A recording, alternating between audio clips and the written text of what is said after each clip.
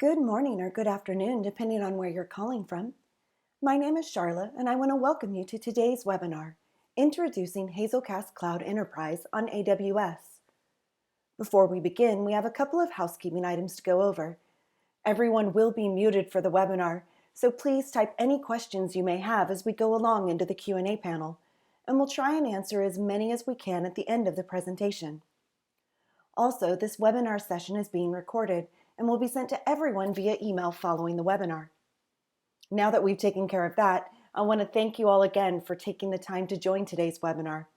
It will be presented today by Mike Yon and Seb Benamarak.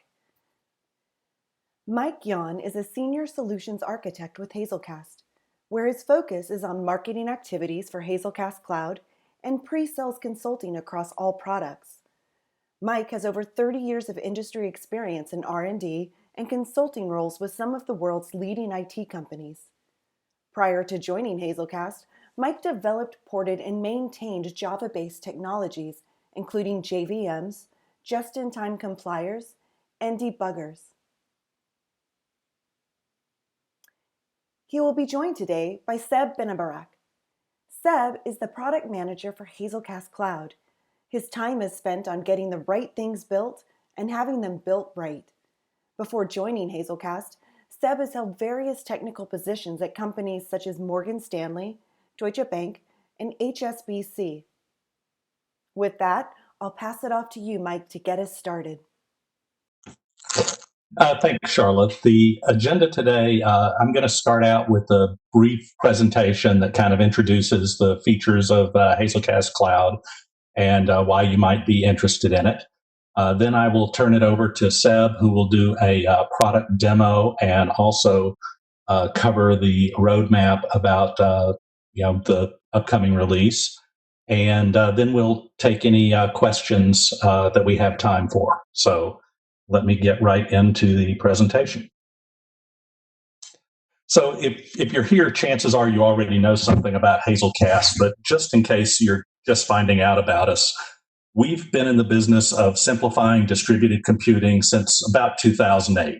We started out with a single product, which is an in-memory data grid called Hazelcast IMDG. And that product forms the basis of this new cloud offering. We also offer an in-memory stream and batch processing product that's called Hazelcast Jet. Our first managed service offering was the starter edition of Hazelcast Cloud, and that is a multi-tenant deployment, and that was launched late last year. At the end of last month, we launched the enterprise or single-tenant edition of Hazelcast Cloud, and that's what we're going to be talking about today. Hazelcast software is used by some of the world's largest companies for some of their most critical applications in industries that include financial services, e-commerce, and telecom. IMDG Cloud is just a new way to deploy our IMDG software. So IMDG is a distributed object store, and you can differentiate it from a lot of our competitors' product in a number of ways that include performance at scale.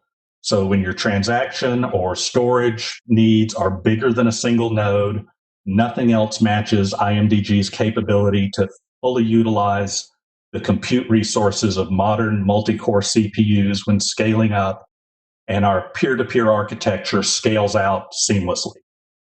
Because we're an object store, you can do powerful queries based on object data fields and not just a simple retrieve by key value.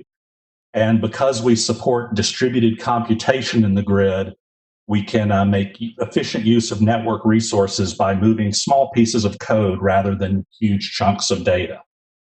A Hazelcast grid is elastically scalable, so you can scale up or down by adding or removing nodes without having to restart the grid.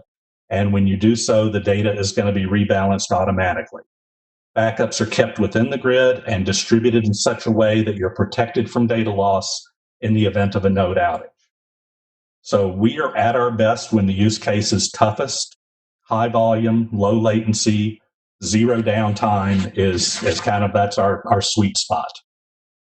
IMDG has always supported flexible deployment options, including on-premise, in the cloud or on platforms such as Pivotal Cloud Foundry and OpenShift. So this brings us to Hazelcast Cloud Enterprise. As I just said, we've always supported many different deployment options, so running Hazelcast in the cloud isn't new. We've supported leading cloud-native technologies like Docker and Kubernetes for some time, and we've supported user-managed deployments in both public and private clouds.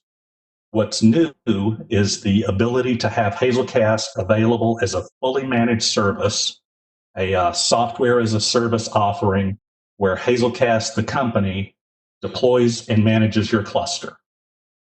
Because this service is coming from Hazelcast, we can offer our full top-of-the-line enterprise HD product, where a lot of our competitors in this space are service wrap implementations of open source products.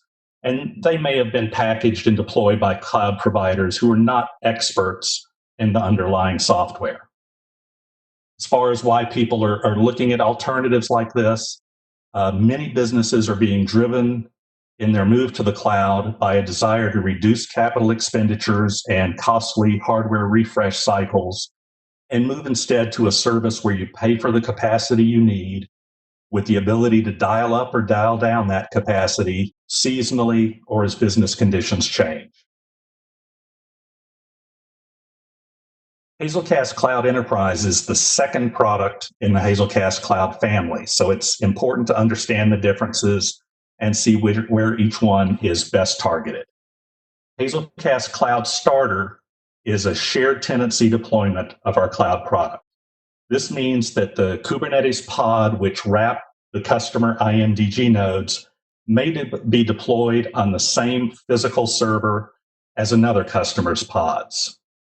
The pods provide isolation of your data, but a shared tenancy deployment may have implications for compliance as well as for the consistency of performance levels. The Cloud Starter Edition is available only on AWS. Cloud Enterprise will be deployed to all major cloud providers. Cloud Starter is pay-as-you-go, and it has a free tier with up to 200 megabytes of data. Cloud Enterprise is initially being sold on a contracted basis, either through Hazelcast sales or via the AWS marketplace.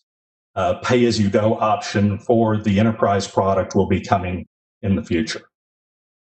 The difference in the targeted use cases for these: Starter Edition is great for development use, proof of concepts, small production workloads, and it's just a natural progression for users who are on our open source product. Enterprise is really targeted at our current and future, IMDG enterprise customers. So the advantages of going with Hazelcast Cloud Enterprise: first of all, it's ease of use. So, the management is through a simple cloud console interface, a graphical user interface. So you don't have to deal with XML or JSON or YAML configuration. We handle DevOps, security, optimization, software updates, and it's very easy to scale up and scale down. Second advantage is it's cost effective. You just pay for what you're using. You pay that out as a monthly operational expense, not as a capital outlay. And these expenditures will count toward the enterprise discount pricing arrangement that you may have in place with your cloud provider.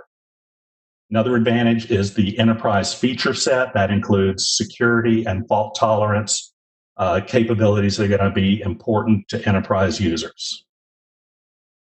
Next advantage is that it is a cloud-native architecture based on industry standards, including Docker and Kubernetes. We also give you cloud independence. In the future, as we roll out on other cloud providers, you'll have multi-cloud and hybrid cloud capabilities with a common feature set across different providers. And lastly, but certainly not least, this is a secure offering.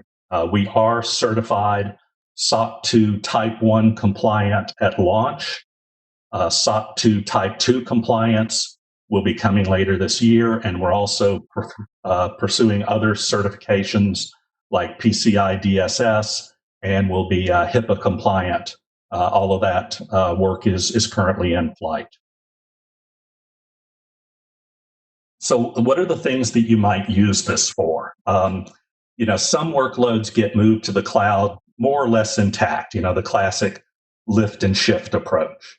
But many organizations will instead more aggressively undertake a digital transformation where apps are being re-architected as they are moved to the cloud. One of the common transformations we see here is moving to a microservices architecture. Hazelcast Cloud Enterprise fits very well into microservice architectures and provides a high-performance caching layer that can help you to share data or move data and messages between your individual microservices. Second common use case that we anticipate here, we are seeing explosive growth in the use of serverless architectures such as AWS Lambda. And these architectures can be powerful and scalable and cost effective, but it can be difficult to make some of your critical business functions completely stateless. So in these cases, Hazelcast Cloud Enterprise can be used to provide state storage for your serverless tasks. And then just kind of the catch-all, any traditional use cases where you may be using Hazelcast IMDG on-premise today, it makes sense if your future plans are to move to the cloud, then you have an easy way, another option to help you make that transition.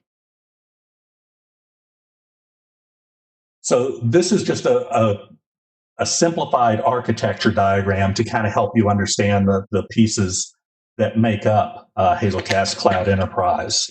If you start up in the upper left corner, there's a web-based user interface that you can use to create clusters, configure access, and monitor the cluster.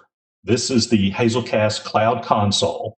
If you've come from a Kubernetes background, you might be used to calling this the control plane. We have our own customized orchestrator that runs in this and helps manage the cluster for you. As a customer, you can access this console over the internet using a standard web browser. You'll be prompted to set up an account the first time you access it, and you can create a whitelist of IP addresses that will have access to the Management Center interface.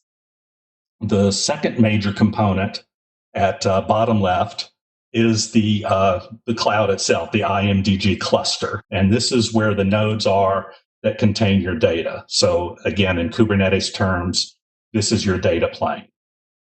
It's important to understand that your data plane is customer specific. This is created in a dedicated sub-account within the Hazelcast account. Hazelcast does not have access to the credentials you use to set up your data plane, and we don't have access to the data that resides there. So data in and out of the cluster can be encrypted by simply checking the use SSL box when you're creating the cluster initially. And then the third major part of this at bottom right is the client code. This code runs in your environment on, for example, EC2 instances that are in your AWS account. So you're responsible for deploying the code there and managing that side of it. And then you will create a secure connection between your VPC, where the clients run, and our Hazelcast Cloud VPC, where the data plane is, at cluster setup time. There's a couple of different ways to do that. We're showing here on the slide VPC peering is one option for doing that, and Amazon AWS Private Link is a second way to do that. So that, again, is kind of simplified, but gives you an idea of what the various pieces are. That, in a nutshell. Hi, everybody. So today I'm going to go through a quick demo about how to get started with Hazelcast Enterprise, and how you can create a cluster and how simple it is to just connect to it from your own application in the cloud. So first off, you will have to log in. So if some of you already use Cloud Starter, it will be very familiar to you. It's actually more than familiar. You have the ability to switch from one to the other. So if you already have a Cloud Starter account and you've been invited for Cloud Enterprise, you'll be able to switch between the two easily. So I'm going to do a little tour of the user interface and then just show you how to create one. So first off, if we go to the account section, as you would expect, you have the ability to change your password, add multi-factor authentication to avoid getting your credentials stolen. And also importantly, you have the ability to create teams, so you can give access to different team members so they can access your cluster as well and manage the console. If I go back to cluster view, this is where you will see all your different clusters are running. Now, if you were to create a new cluster, you will click the new cluster button, which will give you to that screen. In the cluster name, you will just put any name that's make easy to identify. I'm just gonna call it S cluster 2 because I already create one. As Mike said, we currently in AWS will be in Azure and GCP shortly. At the moment, we've been focusing on AWS since a large majority of people are on Amazon at the moment. So once you selected your cloud provider, you have the ability to select the region that is obviously makes most sense to you. Because I'm in London, I'm going to select the EU London region. As you see, you can just select pretty much every single one of them. As the exclusion of the Gov Cloud one, which we are working on for people who are working in the government sector, this is something that has very specific certification that we are going through at the moment. In terms of instant type, we gave the most relevant instant type for your needs. In the future, we're going to make it even more easier for the less sophisticated user. People who just want to know. You just want to specify the memory they have. But for now, I just give you like the list of everything we offer there. I'm just gonna take the smaller one for now. Give you 2 cores and 7 gig of memory. Now, interestingly, once you select the instance per zone, it actually tells you how many members you can put per zone, and it lets you select the different availability zone. Now you will select the version of Hazelcast that you run. So we have 3.12 at the moment, but we're currently working on 4.0, which should be available in a couple of weeks. It's already available on our on-premise, but we have to do obviously certain extra configuration for making it work on the cloud. Now, this is the cider blocks. And I'll show you later what it's used for, but this is because if you were to merge the two network with something called VPC peering, you will have to make sure that the address don't clash. Then you can enable backup, which means on a daily basis, your cluster will be backed up. And you can also enable encryption in transit. So if you were to make sure that the communication is obviously not tampered with. Now, I won't create the cluster here because I have an issue here, but I will show you the one that I just created like a couple of hours earlier.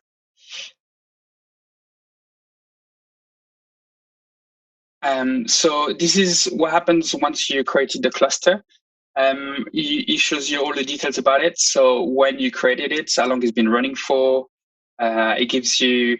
This is the configuration. I will go through a bit in further details afterwards, but here it tells you all the details about it, how much memory selected, if you have persistent encryption. It's kind of a replay of everything you selected. Now it gives you a bit of the metrics. For the moment, we haven't been using too much memory, 12 megabytes. You can go up to 7 gig on that specific instance. And it will give you some metrics around the map. But obviously, nothing's running at the moment, so it's not very exciting. Now, you see this configuration here. It helps you for several things. One is the ability to configure your client. So you don't have to do anything. You just select the actual language that you want to connect to Hazelcast with. Java being an example. you have the ability to download that information and or reveal your password or token to connect directly to the cluster. But I'll show you that a bit later. Also, you have the ability to upload your custom class to the cluster, so you can do your own runnable and callable like you would do on premise. You have the same options here. Data structure config. So you have the ability to create a new config for your different data structure and do things like selecting the backup count, time to leave, max size, eviction policy. So everything you're already used to in on-premise, but we put this availability with a nice user interface, so you can just do that. So we've no need of using editing XML. We talk about management center, so you have the ability to open management center here and configure the access to just whitelist to several people. So this is my IP address, for instance, while using myself, so I have the ability to connect to management center. In terms of the cluster itself, there's a few things you can do. I haven't set up persistence, so I won't be able to back up and restore, but if I did, I will be able to do that here. Obviously, delete my cluster if I'm done with it. And you have different settings. So I have the ability to scale down to add a more, instant count per zone. You would typically have like a default of 3. So for it's the default configuration that we tell our customer to use. So that way we have like backup in different members, and we have like one full backup in the third one. You do have the ability to change the Hazelcast version. Obviously, here is only one version, so it's not very useful. But something that is worth pointing out is you will have the ability to upgrade to the minor version as opposed to the breaking changes. So you won't be able to go from 3.12 to 4. We will give like a migration path for our customer, but if we have like 3.12 of 7, for instance, we'll be able to do that automatically. Now we have a login integration. So what this gives you is the ability to send the logs generated by the cluster directly to your ELK stack or in Splunk. So by creating the login integration, it goes through a kind of a handshake about sharing the different token to be able to send the data in that place. Another interesting part is how to connect. So we mentioned 2 ways. One is VPC peering, which is basically the ability to merge 2 networks together like they were only one. And private link, which is more a decoupled architecture where you have to go through a certain load balancer via an endpoint. Now those 2 connections, what is specific about them is that you don't actually go through the internet, you stay in the AWS infrastructure. So obviously that makes it like way more secure because no one can actually snoop into the data or attack it. So that's kind of a big advantage to use those ways to connect. This is when the cluster is created. Now, if we were to create, I already created the connection because it takes a bit of time, but just to show you what it will look like, create a new VPC peering. You have the ability to download that configuration file. And just to give you an idea what it looks like, that configuration file is just a YAML file, which is infrastructure as code. It's all declarative. Don't need to actually look at it, but what it does, he asks you for 2 pieces of information during the process, and I'll show you what. You just have to fill, and then it will create the stack for you. So if we were to go to the stack instance, when you create a new stack in your AWS account, so here I'm playing the role of the customer wants to connect to that cluster. I have the ability to upload that file that you just saw that I downloaded.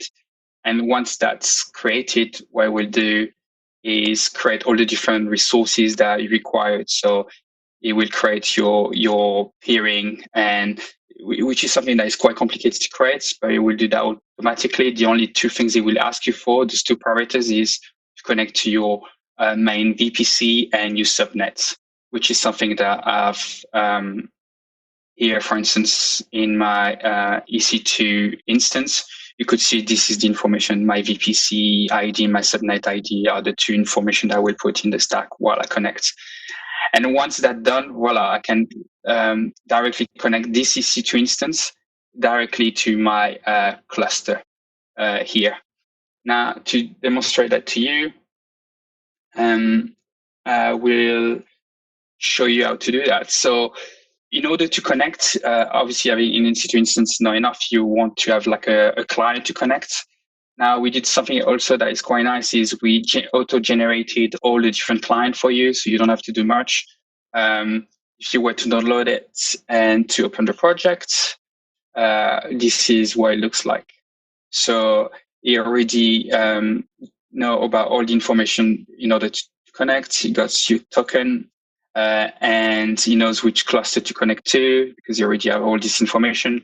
And what this code is going to do is just going to add some create and get the map if there's one, or create one if there isn't, and add some data into it. So if I were to connect to my EC2 instance, let's connect now. Right, so I'm now in EC2 instance that I just showed you. Here, I just connected, and I'm going to run the client I just downloaded. So I'm just going to go into that and just run MVN.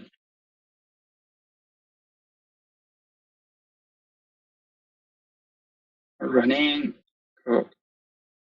connect to cluster, and now is actually adding information to the map. So if we were to go to our interface in a few seconds, we should have a client count of 1, and we should start to see information being put in the map. So it takes just a few seconds. There you go, I have a client of 1. And then if I go to the map metrics, I can start to see the number of operations per second. I'm actually sending quite a few. And it tells you like some of the details there. Obviously, that might not be enough. You might want to have more information. That's where I would go to Management Center in order to just view a bit more there. So I'm in Management Center. I can see that I have one client that is connecting from AWS, connecting to that one member. What's interesting, I can just go to the map currently and I have more detailed metrics about what's happening. It's not very exciting because I have only one client, but you can imagine that you could just see all the different clients. You can terminate them and just see how things are balanced between the different members. And I think that's pretty much it about the demo. I've covered everything. Obviously, if I were to stop, just to show you, I'm stopping the cluster. And like there, client count should in a few seconds stop, and the memory will drop since there's no connection anymore. It takes a few seconds. There you go. So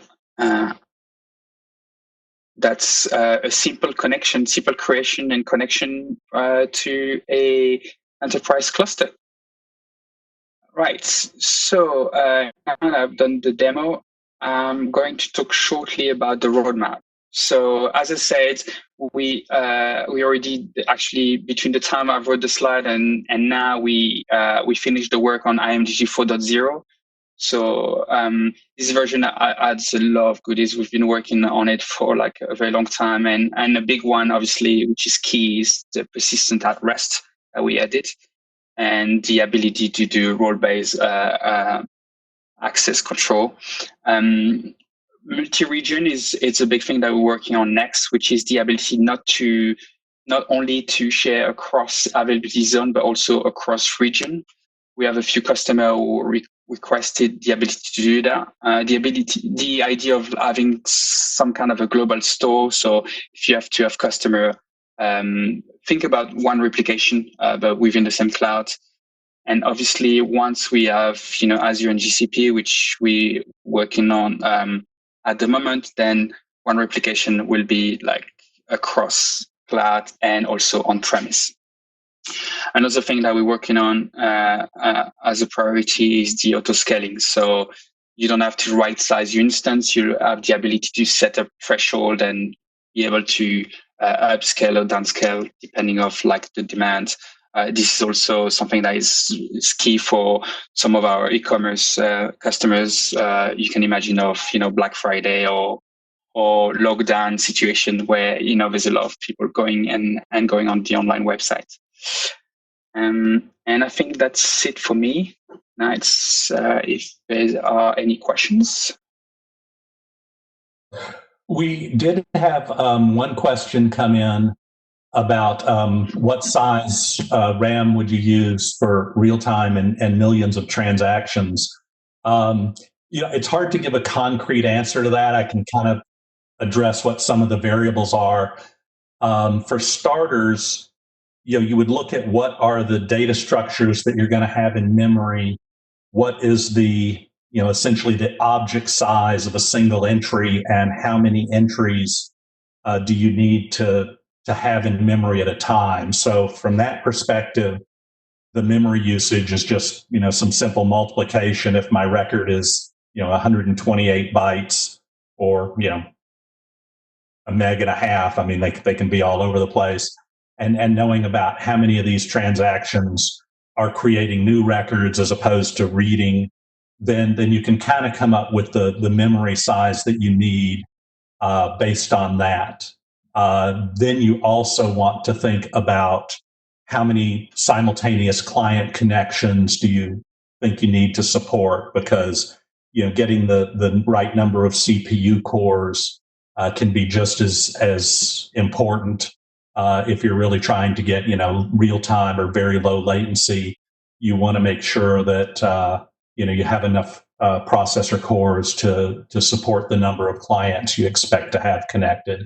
So I know that's doesn't exactly address that, but you can reach out to me offline if you want. Mike at hazelcast.com.